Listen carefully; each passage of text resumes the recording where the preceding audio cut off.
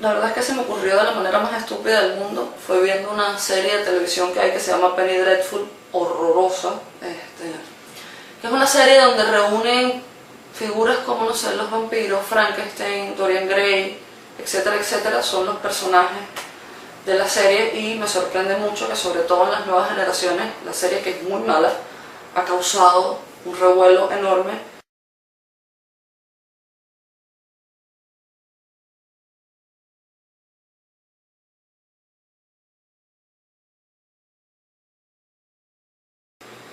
Y empecé a pensar como, bueno, es el mismo humor hacia ese tipo de criaturas que había en el siglo XIX cuando se escribieron todos esos libros. Todos son personajes decimonónicos. Drácula, Dorian Gray, Frankenstein son personajes del romanticismo. Y de pronto me di cuenta de que no era solo eso, sino que absolutamente todo lo que estábamos viviendo en este momento seguía siendo el romanticismo. Por ejemplo, toda esta ola que hay nuevamente de alejarse de la industria y volver a la naturaleza y de rechazo es exactamente lo mismo que propusieron los románticos, volver a la vida natural hace un siglo, 2 siglos, que por supuesto para la historia son absolutamente nada. Para uno son 2 siglos, pero para la historia es un pestañeo. Para mí, probablemente esté equivocado, pero seguimos viviendo el mismo momento histórico. La necesidad de héroes que tenemos, la necesidad de alguien que nos salve, es una necesidad romántica. El problema de la identidad nacional. El problema de la identidad nacional se inventa en el romanticismo. El artista genio. El artista genio es del romanticismo. Y como eso, 400.000 otras cosas. No sé qué otro ejemplo se me puede ocurrir, pero bueno, básicamente la idea es que seguimos repitiendo patrones que son propios del romanticismo. La noción de progreso. La noción del progreso es una noción romántica. Y cuando digo progreso, hablo de tiempo yendo siempre hacia adelante. El tiempo medieval, la concepción de tiempo medieval era completamente diferente y la concepción de tiempo antiguo era 400.000 veces más diferente todavía. La noción de progreso se inventa en el siglo XIX y es la que seguimos manteniendo. La idea de que vamos a estar cada vez mejor. ¿Y qué pasa si no estamos cada vez mejor? Fui muy categórica al decir que no existe una posmodernidad o una época o una cultura contemporánea. No explico, lo dije al vuelo, y no explico qué creo sobre eso. A ver, estoy de acuerdo con que la posmodernidad es la decadencia de la modernidad, pero al mismo tiempo creo que eso es muy teórico. Viene de planteamientos teóricos que para el ser humano común y corriente, que uno también lo es, los preceptos siguen siendo los mismos preceptos de la modernidad, que fue ayer. La modernidad fue ayer. Agamben, que es un autor al que admiro mucho, dice que para ser realmente contemporáneo hay que mirar desde fuera, hay que mirar desde la distancia. Por supuesto, eso es una teoría maravillosa de Agamben, preciosa, bien dicha. Yo acabo de decir cualquier barbaridad, pero por ahí van los tiros. Desde ese punto, desde Agamben, que no es porque lo diga Agamben, yo creo que muchos lo hemos pensado, y Agamben, que tiene la licencia oficial para decir esas cosas, desde ese punto entonces no hay una cultura contemporánea, porque la mayoría de nosotros no están mirando desde fuera. Es muy difícil mirar desde afuera cuando estás viviendo, cuando además tu vida dura, si eres muy afortunado, un siglo, que como dije antes no es nada para la historia. Es muy difícil mirar desde afuera, es muy difícil darse cuenta. No estamos mirando desde afuera. Yo lo veo, por ejemplo, en las artes. En las artes todo el mundo, o no todo el mundo, no voy a ser categórica de nuevo, Leo, Tirana, todo el mundo. En las artes hay una buena cantidad de gente que sigue, si hoy está de moda hacer una silla negra con un punto blanco y eso es la trascendencia, todos hacen la silla. Nadie se dedica a pararse, o no nadie, dije que no iba a ser categórica, la gente no se dedica a pararse y ver como, bueno, ¿qué pasa con esto? Hay otras propuestas, hay otras alternativas, la distancia a la hora de contemplar. Entonces eso, creo que estamos demasiado metidos en el lío como para pensar que somos contemporáneos desde esa idea de Agamben. Si uno se va a ver el término moderno, que significa modernus versus antiquus, que es la primera denominación, que es la separación que hay entre la antigüedad clásica greco-romana y lo que se está viviendo en el medioevo y renacimiento, eso cada vez se acelera más, ya no es la antigüedad clásica, es lo que pasó ayer no está, ya no está de moda, vamos a hacer otra cosa. ¿Qué es lo que pasó en la modernidad con las vanguardias? Eso lo hemos seguido acelerando y acelerando, ya no es los futuristas ayer y ahora los surrealistas no sé qué, ahora es ayer. Si ayer dijeron no sé qué, hoy vamos a hacer otra cosa. Y en ese sentido siento que vivimos todavía en la dinámica de lo moderno. Nosotros, ahora, teóricamente y probablemente con la historia, sí nos damos cuenta de que sí, de que es la decadencia de todo eso. A eso me refería con, bueno, desde dónde asumo la posmodernidad. Sí, desde la teoría puedo perfectamente hablar de la posmodernidad, pero no sé si desde mi vida cotidiana o la vida cotidiana de cada uno de nosotros pueda hablar de posmodernidad, sino de una suerte de modernidad dilatada, confusa y rara. Eso. Que yo sé que es una cosa, un planteamiento que ya está muy trillado y que todo el mundo ha dicho y se ha quejado de que ahora cualquier cosa puede ser obra de arte, pero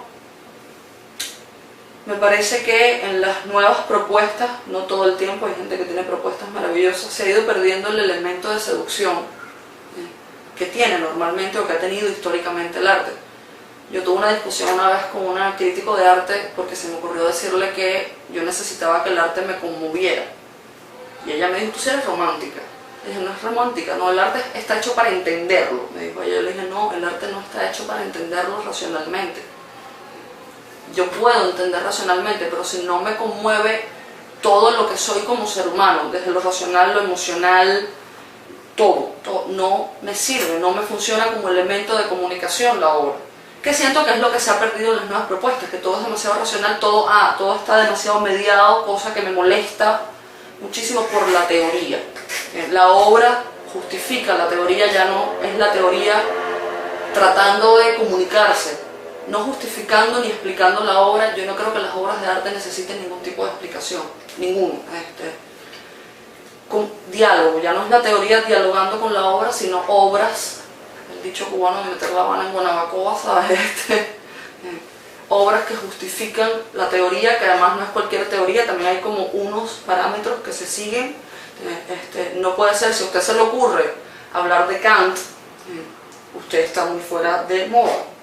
No todo tiene que ser o Baudelaire, o háganme que lo acabo de citar, o no sé quién, o Deleuze y Guattari. Entonces todo es que a mí me pongan una cebolla y un montón de tierra y un soldadito plástico y me digan que eso es la transpolítica de Baudelaire. No, que eso no es no tiene sentido. O sea, esa pérdida también entre la forma y el mensaje, que creo que empezó desde antes, pero creo que Duchamp hizo como mucho daño en ese sentido. No lo estoy diciendo yo, Duchamp lo dijo. Duchamp dijo, lo malo de los ready-made es que es muy fácil, entonces todo el mundo va a hacer ready-made y se va a acabar esto. Matisse, que es un pintor al que sigo admirando muchísimo, aunque esté pasado de moda, porque además la pintura, ¿cómo te atreves a ser pintor? Matisse decía que la gente siempre pensaba que la obra de arte era una cosa emocional y yo voy a sacar las emociones que tengo adentro, y que en realidad es un proceso absolutamente racional. En el momento en que tú decides qué color vas a utilizar para decir eso que tienes dentro, es un acto de racionalidad. De alguna manera con el ready-made es lo mismo, tiene que haber una construcción, tiene que haber un pensar la obra, porque si no, no estás haciendo nada como artista. Para eso entonces todos hacemos ready-made con, no sé, las cosas que tenemos en la cocina y ya. Creo que dentro de esos aspectos negativos hay gente que está haciendo cosas maravillosas, hay gente que piensa lo que hace. Que de hecho para mí el arte sigue siendo un oficio, un poco como era para, no sé, los renacentistas, tenemos el artista genio del romanticismo. Kant, que no está de moda. Kant hace una división fantástica en la crítica al juicio entre lo que gusta y lo que es bello. Por supuesto, yo no voy a lanzarme ahora con Kant y lo que gusta y lo que es bello, pero de alguna manera, o sea, hay una cosa que es indiscutible entre mi apreciación personal, mi gusto y lo que objetivamente funciona. ¿A qué quiero apuntar con esto? Para mí es un mito el problema de la subjetividad en el arte. Es un mito y un facilismo, además. Decir que el arte es subjetivo. Porque, como bien lo demostraron personajes como Gombrich o personajes como Bourdieu,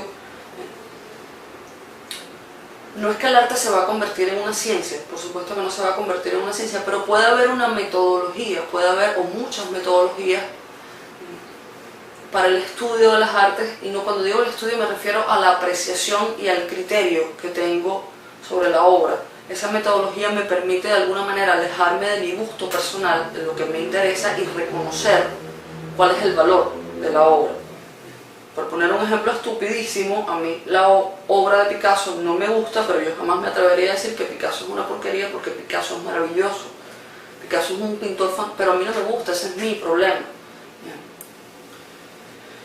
Y creo que lo que pasa muchas veces también en este momento en el campo de las artes es que hay un tema de gusto imperando, que es lo que a mí me conviene, lo que me sirve, lo que me gusta. Si tengo el poder de exponerlo, de visibilizarlo, lo hago, pero que no necesariamente hay un criterio objetivo en la apreciación de la obra de arte, en la exhibición de la obra de arte, o incluso en la construcción de la obra de arte. Ahora, yo no estoy en contra de la crítica de arte, me parece fabuloso que existan los críticos y que exista la crítica. Me parece tonta la pelea entre los artistas y los críticos.